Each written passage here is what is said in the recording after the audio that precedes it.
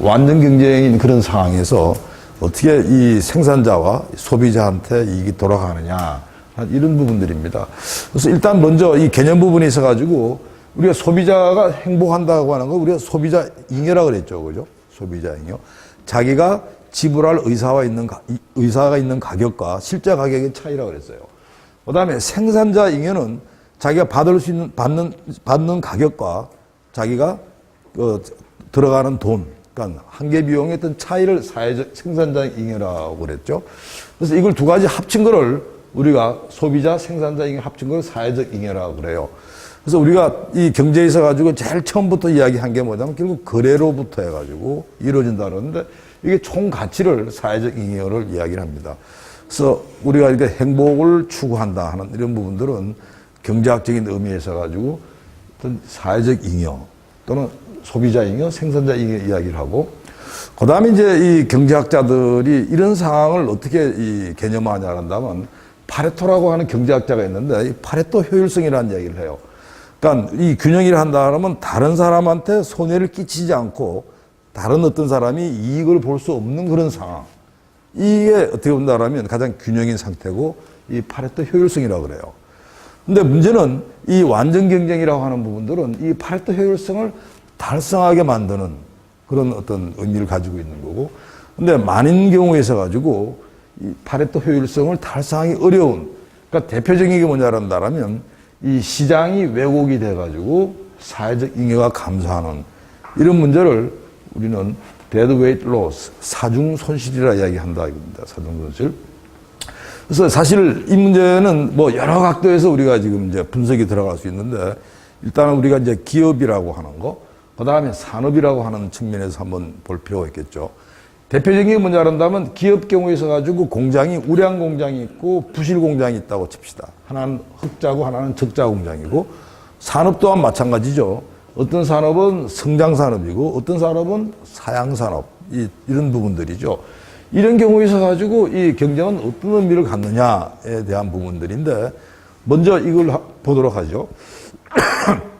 우선 지금 현재 주택시장 얘기입니다. 주택시장에서 수요와 공급이 이렇게 교차해 가지고 여기서 주택 가격이 결정이 되고 주택의 공급량, 균형량이 결정이 되겠죠. 근데 문제는 주택 가격이 너무 비싸다. 그래서 주택을 통제해야 된다는 이야기를 해요. 지금 우리가 지금 그러고 있죠. 어떻게 본다면 주택 공급에 대해서 또는 주택 가격에 대해서 이제 정부가 통제를 해서 들어가는 겁니다. 그 통제라고 하는 게 뭐 여러 가지 수단을 지금 동원하고 있는 거죠. 가령 그런 경우에 있어 가지고 Q를 Q-로 지금 정부가 사실상 내리는 거죠. 이런 경우 어떤 문제가 생기냐 한다면 결국은 이 Q에 있는 경우에 있어 가지고는 소비자 잉여는 이 삼각형만큼 되잖아요. 그러니까 어떤 사람은 집값이 굉장히 비싸더라도 살라고 하는 사람부터 해가지고 그다음 차례대로 가서 결국 여기에서 이제 이 소비자는 결정을 하고, 그 다음에 주택을 공급하는 이 사업자들 경우에 있어 가지고는 가격이 이만큼일 때는 공급이 이거밖에 안 하지만 가격이 올라가면 공급을 더 늘려가지고 결국 B에서 서로 만나게 되는 겁니다. 이게 이제 균형점이었죠. 근데 정부가 예를 들어 인위적으로 Q를 Q-로 내려버렸을 때 이 소비자 잉여가, 이만한 소비자 잉여가 이렇게 줄어버리는 거죠. 줄어버리는 겁니다. 그 다음에 생산자 또한 마찬가지죠. 생산자 부분도 똑같이 이만큼의 생산자 잉여인데 이렇게 생산자 잉여가 줄어들 수 있어요.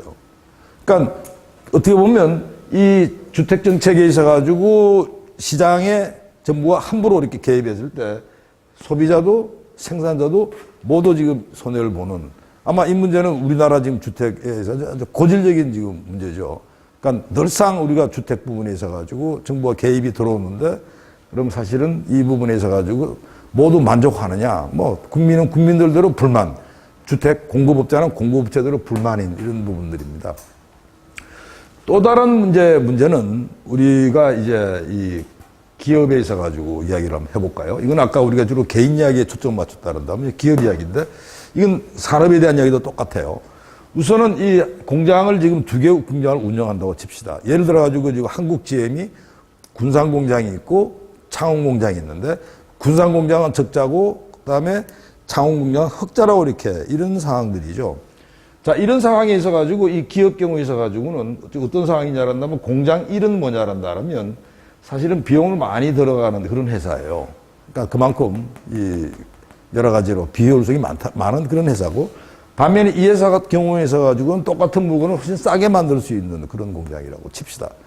자, 이때 가격이 이래 가지고 딱 정해져 있다 그런다면, 이때 이 공장 1에서는 생산이 여기서 이루어지겠죠. P와 MC가 만나는 점에서. 그 다음에 이때 비용은 어떻게 될까요? AC 커브에서 비용이 결정이 될 겁니다. 따라서 이만큼의 뭐가 생기죠? 적자가 생기는 거예요.